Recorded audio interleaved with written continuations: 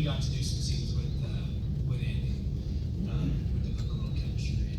And then I was on the call and David was like, I'd love for you to come make this movie with us. And I went, cool, thanks.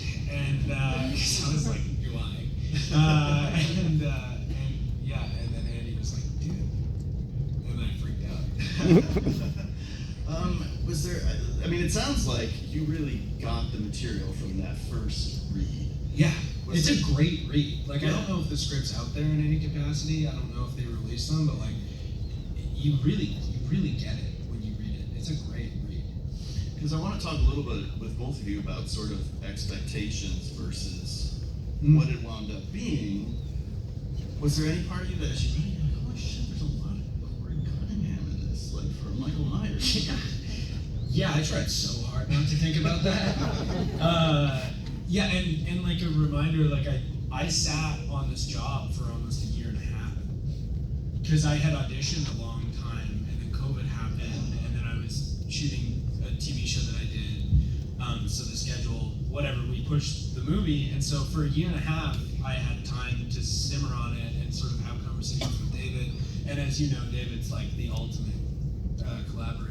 Like just like every weekend or every other day, it's music or stuff. So by the time I got to set, I think it went exactly the way that like I had envisioned it.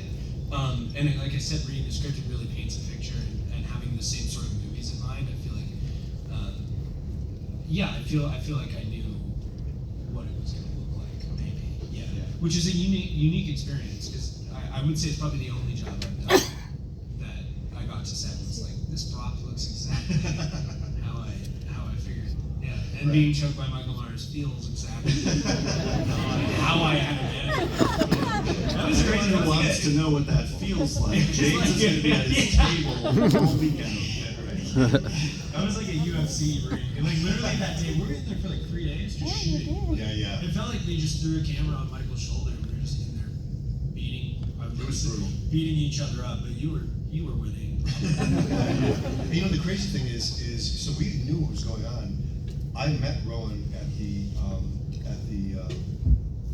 Kills premiere, and so I was dressed as Jamie Lee. right? Yeah. Freaky Friday. And David. You should have seen her face. Oh, right. And David, you know, we knew we were going to meet because we knew we were going to have this mentor, you know, protege relationship. And so, you know, establishing just the right level of friendship with Rohan, you know, and the things that we sort of connected with on, you know, energetically. David is a master, just is a master of, it all starts at the top, you know, and David is such a master of combining, you know, energies and creativity and inspiring, you know, and knowing when to fuck with his actors and when to really be, you know, generous and compassionate, when to leave you alone, you know. I mean, it's just, it's amazing. So the way he orchestrated our relationship, it went exactly the way it was supposed to. It was really simple. It was really special. Was there any part of you as you were reading the scripts or finding out where the series was going that was surprised at sort of? Well, my first thought was, you know, the less I work, the more money I make. That's why they brought me in.